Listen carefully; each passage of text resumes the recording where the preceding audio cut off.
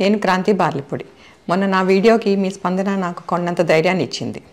మీ positive comments వల్ల చాలా inspire అయ్యాను. పవన్ కళ్యాణ్ గారు మన పిఠాపురం నుండి పోటీ చేయడం మన అదృష్టం. ఒక పార్టీ అధ్యక్షుడు పోటీ చేసే నియోజకవర్గం చాలా బాగా అభివృద్ధి చెందుతుంది. పవన్ కళ్యాణ్ గారు మన పిఠాపురాన్ని బాగా డెవలప్ చేస్తారన్న నమ్మకం నాకుంది. పవన్ కళ్యాణ్ గారు గత 10 ఏళ్లుగా పార్టీని తన సొంత డబ్బుతో నడుపుతూ ఎంతోమంది రైతులకు అండగా ఉన్నారు. ఎటువంటి అధికారం లేకపోయినా ఎన్నో సమస్యలకు ఆయన స్పందించిన తీరు చాలా బాగుంది. అలాంటి నాయకులకి అధికారం వస్తే అసెంబ్లీలోకి అడుగు పెడితే ఎలా ఉంటుందో ఊహించుకోండి. పాజిటివ్ పాలిటిక్స్ చేసే పవన్ కళ్యాణ్ గారిని మనమందరం బాగా అండగా నిలబడి భారీ మెజారిటీతో గెలిపించి అసెంబ్లీకి పంపుదాం. అందుకు నా వంతు కృషి నేను బలంగా చేస్తాను. మీరు చేయాలని కోరుకుంటున్నాను. జగన్మోహన్ రెడ్డి గారు నన్ను వాడుకుని వదిలేస్తారు, నేను పవన్ గారి పార్టీ జనసేన పార్టీ అని చెప్పేసి నా కూతురు చేత చిన్న బీబాబు రిలీజ్ చేశాను. అయితే నా కూతురు నా ప్రాపర్టీ కాదండి, పెళ్ళి అవనంత వరకు నా ప్రాపర్టీ, పెళ్ళి అయిన తర్వాత అంతవరకు ప్రాపర్టీ. కొడుకైతే సొంత పార్టీ, తండ్రి ఆధ్వర్యంలో కొడుకు అప్పచెప్తే తండ్రికి చేత, కానీ నా కూతురు చేత పెళ్ళి అయిన అమ్మాయి వారి ప్రాపర్టీ చేత నా మీద. ముద్రగడ గారి అమ్మాయి శ్రీమతి కాంతి గారు, వారి అల్లుడు శ్రీ చందు గారు నాకు ఒకటే చెప్పారు ఈ రోజున. నాకు నిజంగా అమ్మ, నేను మీ ఇంత తుని ప్రత్యేకించి అల్లూరి సీతారామరాజు పాదాల సాక్షిగా చెప్తున్నా, నాకు వారికి ఒక కుమార్తె ఉన్నందని కూడా అసలు విషయం నాకు తెలియదు.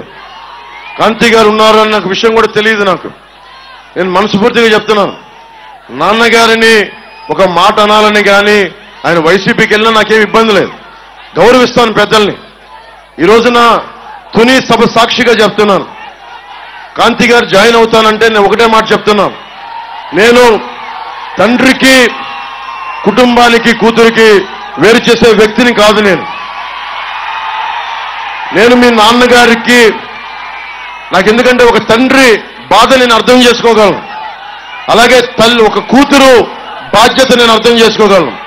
నేను మీకు మాట ఇస్తున్నాను, మీకు నేను గౌరవం ఇచ్చే బాధ్యత మీ వారికి, మీ ఇద్దరికి. కానీ ఈరోజు నేను మాట్లాడి మీకు కండువా వేస్తే నేను నాన్నగారిని ఆయనకి ఆయనకి ఇబ్బంది కలగదు. ఆయనకి పెద్దవారు 10 మాటలు అంటారు, పెద్దలు ఏమంటారు 10 సార్లు తిడతారు, మనల్ని భరించాలి మనం. భవిష్యత్తులో నేను మీకు ఈరోజు మాటేసి ఇంత పెద్ద మనసుతోటి కాంతి గారు వచ్చారు. ఆవిడ నా సోదరి, మా ఆడపడుచు. నేను మిమ్మల్ని ఎన్నికలకి వాడుకున్నాడు పవన్ కళ్యాణ్ జనసేన అన్నది కాకుండా, నేను మీ నాన్నగారి దగ్గరికి మీరు నన్ను మీ ఇంటికి తీసుకెళ్ళండి, మీతో పాటు అప్పుడు నేను మీ ఇంటికి వస్తాను.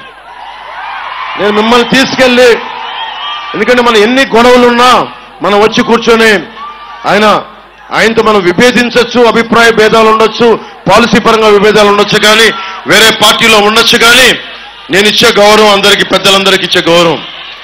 మనం కలిసి ప్రయాణిస్తున్నాం, కలిసి ఉండాలి, విడిపోకూడదని కోరుకుంటున్నాం.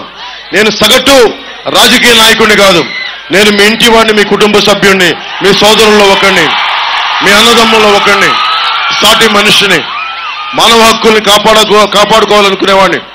నేను ముఖ్యంగా సోదరి కాంతి గారికి, వారి శ్రీవారు చందు గారికి కూడా ప్రత్యేకించి నేను మాటిస్తున్నాను, మిమ్మల్ని అందరి కుటుంబ సభ్యులతోటి మిమ్మల్ని తీసుకెళ్లి అప్పుడు నేను జనసేనలో మిమ్మల్ని సంపూర్ణంగా ఆహ్వానిస్తాను.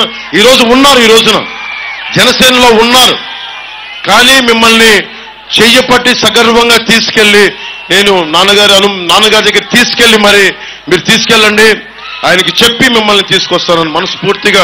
ఇక మీరు బాగుండాలి, తల్లిదండ్రులు దీవెన ఉండాలి ఎవరికైనా. సోదరి కాంతి గారికి మనస్ఫూర్తిగా మీ అందరి తరపున ధన్యవాదాలు తెలుపుకుంటూ, నేను కులాలనే కలిపేవాడిని, పార్టీలనే కలిపేవాడిని. కుటుంబాన్ని వేరు చేస్తామా? కుటుంబాన్ని కలుపుతాం. ముద్రగడ గారిని, కాంతి గారిని కలుపుతాం తప్ప మనం కూర్చొని వేరు చెయ్యం. అలా పరిస్థితి ఎప్పుడు తీసుకురాం.